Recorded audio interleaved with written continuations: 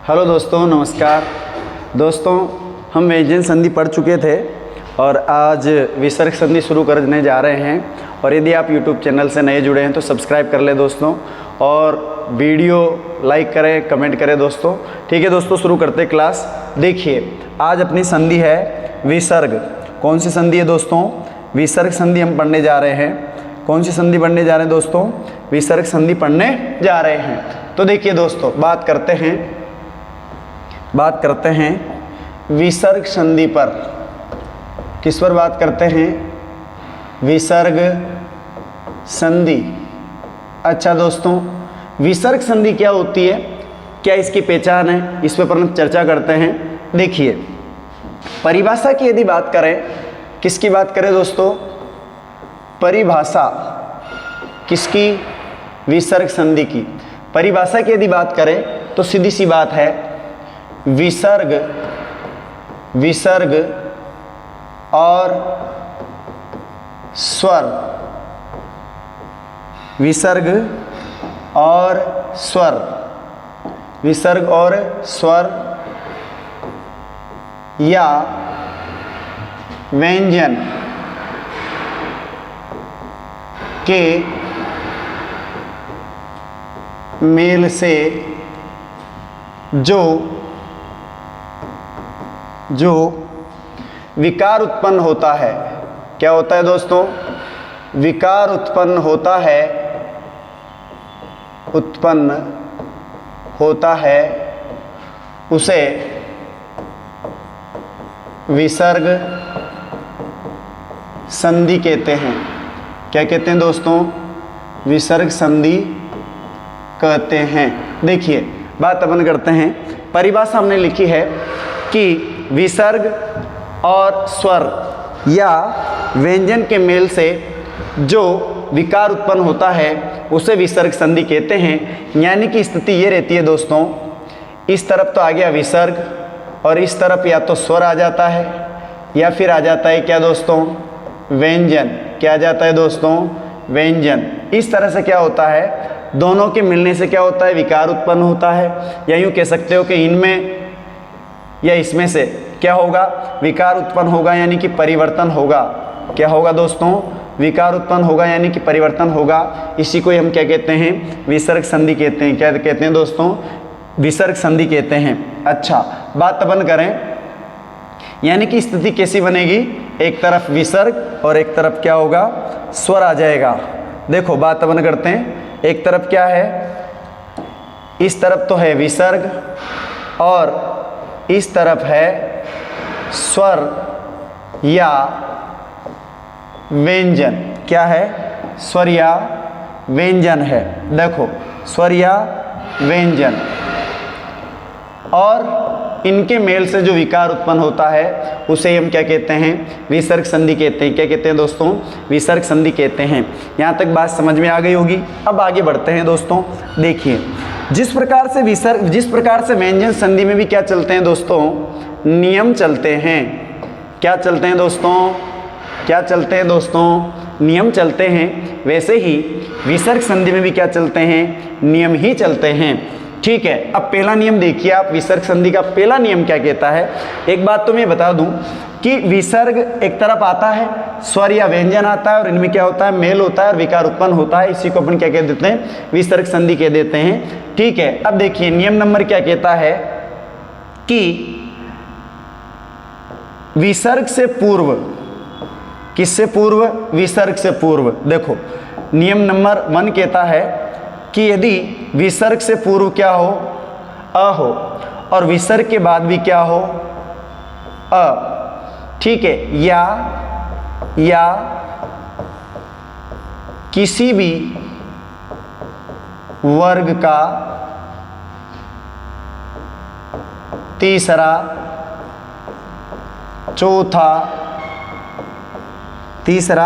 चौथा, या ऐसे भी लिख सकते हैं, किसी भी वर्ग का, देखो, किसी भी वर्ग का तीसरा, चौथा या पांचवा क्या हो? वर्ण। क्या हो दोस्तों? वर्ण। या फिर क्या हो? या फिर बात अपन करें, या फिर कह सकते हैं, या फिर क्या हो, तीसरा चौथा पांचवा क्या होगा, वर्ण होगा, या फिर य या र या ल व या फिर ह में से कोई वर्ण हो तो इस विसर्ग का क्या हो जाता है दोस्तों, ओ हो जाता है। क्या हो जाता है दोस्तों, ओ हो जाता है। वापस देखिए, विसर्ग से पूर्व क्या हो अ, विसर्ग के बाद क्या हो अ, या फिर किसी भी वर्ग का तीसरा चौथा पांचवा वर्ण हो, या फिर ये ल व ह में से कोई वर्ण हो तो विसर्ग का क्या हो जाएगा दोस्तों, ओ हो जाएगा। अब आप स्क्रीनशॉट लीजिए और फिर हम चलते हैं किसकी तरफ, उदाहरणों की तरफ।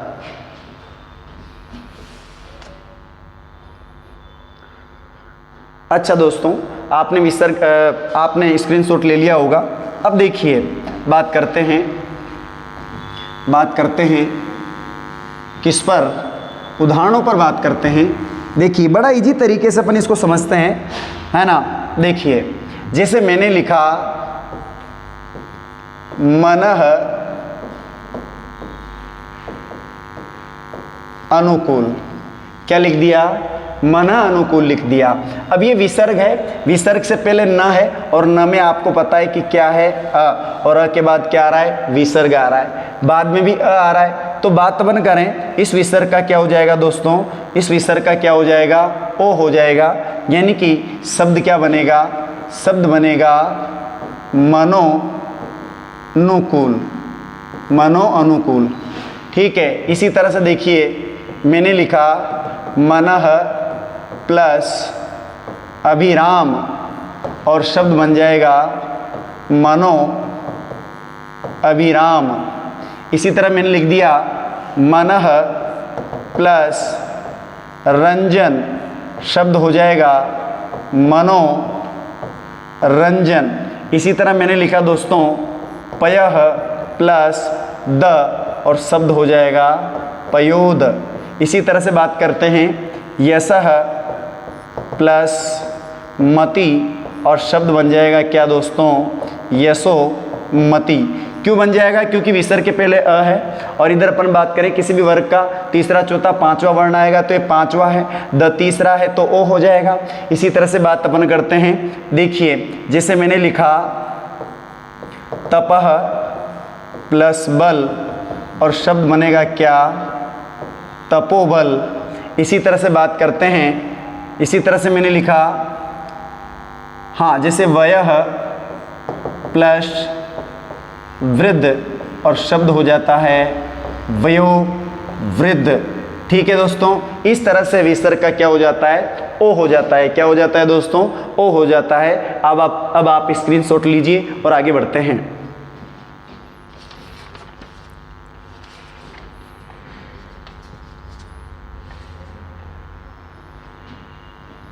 अच्छा दोस्तों, स्क्रीनशॉट ले लिया होगा आपने। आगे बढ़ते हैं और नियम नंबर 2 की तरफ चलते हैं।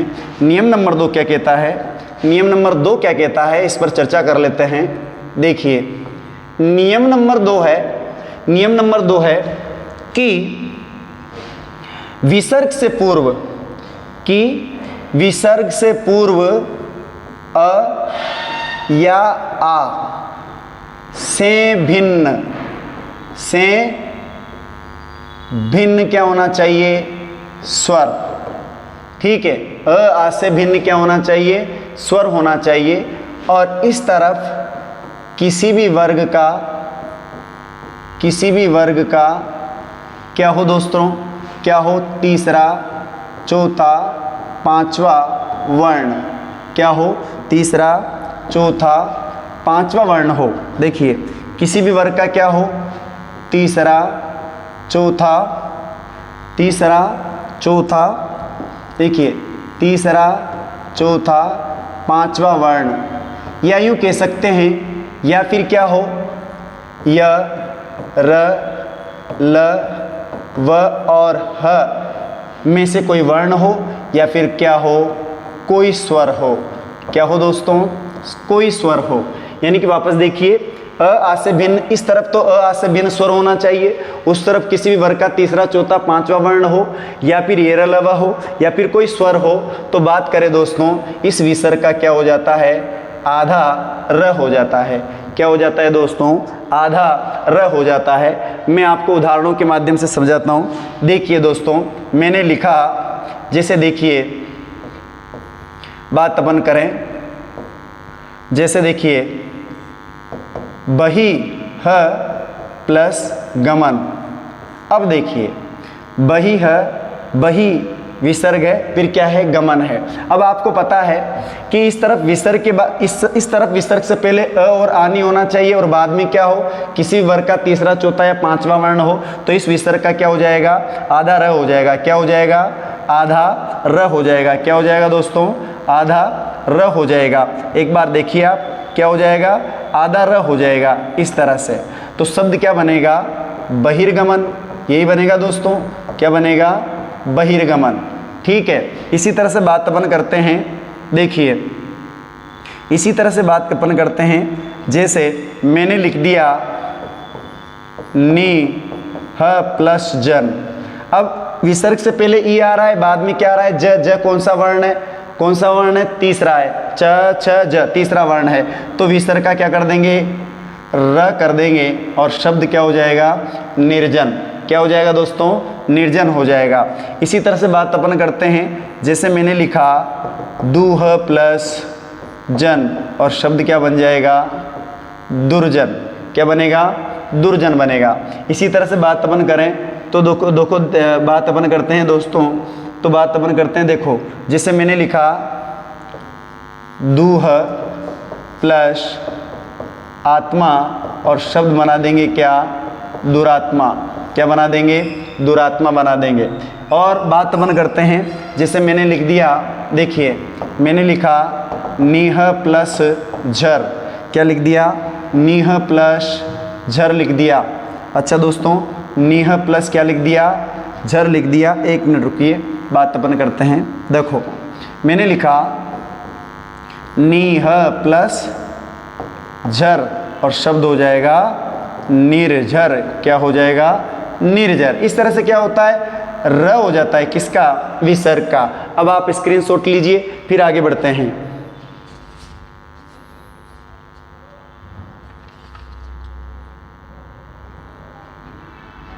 अच्छा दोस्तों देखिए, और उदाहरण देखते हैं। मैं मिटा देता हूं इनको। देखिए जैसे देखिए मैंने लिखा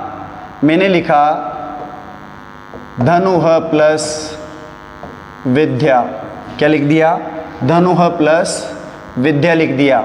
देखिए धनुह प्लस विद्या लिख दिया। अब आपको मालूम है कि विसर्ग से पहले उ आ रहा है, तो विसर्ग का क्या हो जाएगा, र, और शब्द क्या बना देंगे, धनुर्विद्या।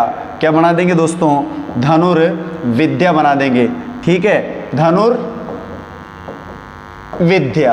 ठीक है, इसी तरह से बात करें, मैंने लिखा धनुह प्लस धर, और शब्द हो जाएगा धनुर्धर। क्या हो जाएगा, धनुर्धर हो जाएगा।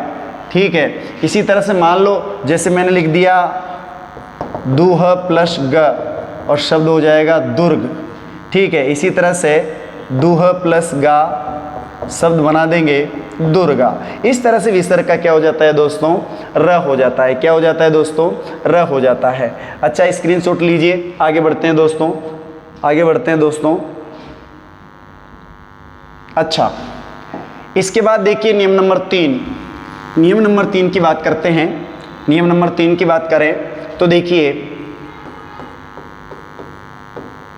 नियम नंबर 3 कहता है कि इस तरफ ई लघु ई या लघु ऊ हो, यहाँ हो विसर्ग, और विसर्ग के बाद में क्या हो, र।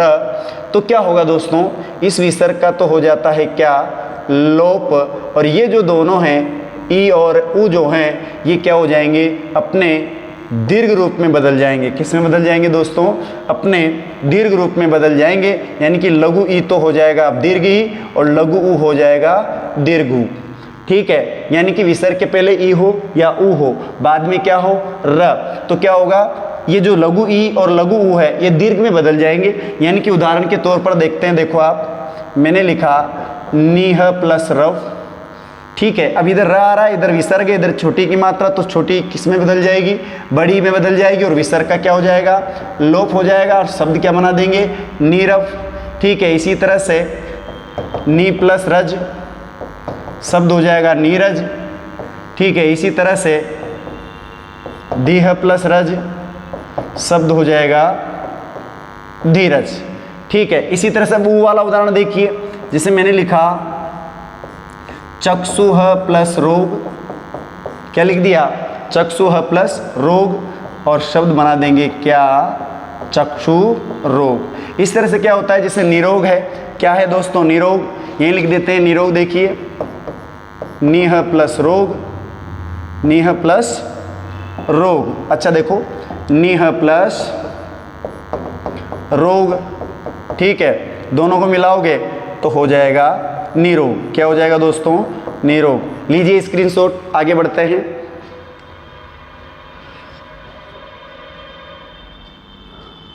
अच्छा दोस्तों, स्क्रीनशॉट ले लिया होगा आपने। अब देखिए आगे बढ़ते हैं।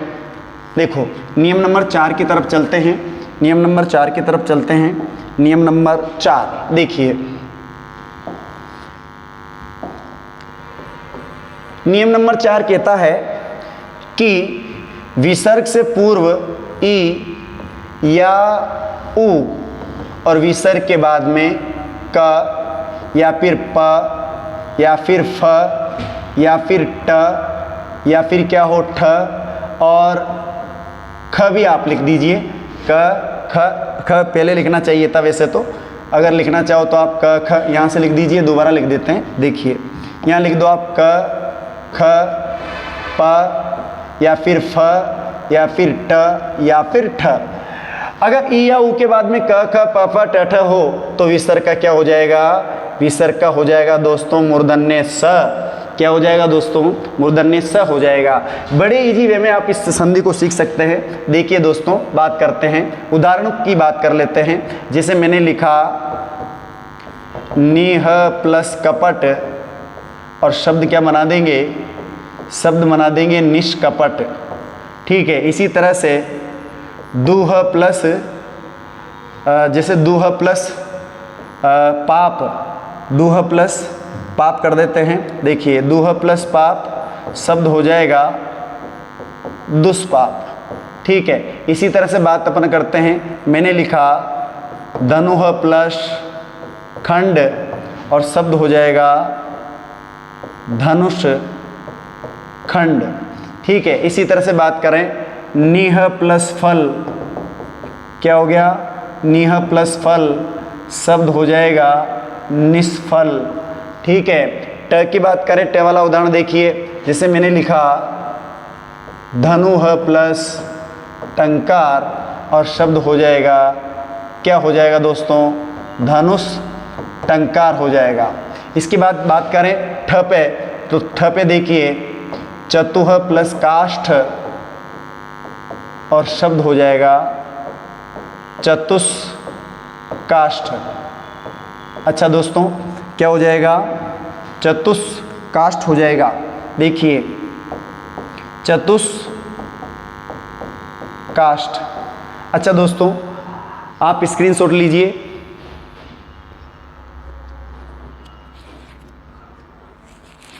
अच्छा दोस्तों, आपने स्क्रीनशॉट ले लिया होगा। दोस्तों आज की क्लास आपको कैसी लगी, आप कमेंट करें, लाइक करें, और दोस्तों जितने भी सोशल मीडिया से आप जुड़े हुए हैं, सोशल मीडिया प्लेटफॉर्म से आप जुड़े हुए हैं, उन पे शेयर करें दोस्तों, ताकि ये जो क्लासें हैं, जो कि आने वाली जो एग्ज़ाम है, जैसे रीट है, वीडियो है और 4th ग्रेड एग्ज़ाम है दोस्तों, उन सभी के लिए ये बहुत अच्छी साबित होगी, और लाभ आप सभी को अच्छा लाभ मिलेगा दोस्तों। और इसी के साथ आज की क्लास समाप्त करते हैं दोस्तों। जय हिंद, जय भारत।